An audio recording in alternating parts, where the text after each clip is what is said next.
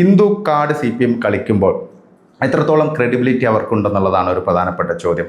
വോട്ടർമാർക്കെല്ലാം ഇതിനെക്കുറിച്ച് വ്യക്തമായിട്ട് അറിയാം. കാരണം ഹിന്ദു വിരുദ്ധ സമീപനം തുടർച്ചയായിട്ട് സ്വീകരിച്ചിരുന്ന ഒരു പൊളിറ്റിക്കൽ പാർട്ടി ഇലക്ഷൻ മുൻനിർത്തി മാത്രം ഹിന്ദു കാർഡ് കളിച്ചതുകൊണ്ട് ഒരു കാര്യമില്ല. അത് മാത്രമല്ല, ഇപ്പോൾ ഈ അടുത്ത കാലത്ത് ബീഫ് ഫെസ്റ്റ് ഒക്കെ നടത്തി വീണ്ടും ആ ഒരു നിലപാടിൽ നിന്ന് ഒരു വ്യതിയാനം CPMൻ്റെ ഭാഗത്തുനിന്നും ഉണ്ടായിട്ടുണ്ട്. CPM ശരിക്കും ഒരു കൺഫ്യൂഷനിലാണ്. CPM ആണെങ്കിലും LDF ആണെങ്കിലും ഏത് സ്റ്റാൻഡ് സ്വീകരിക്കും എന്നുള്ളത്.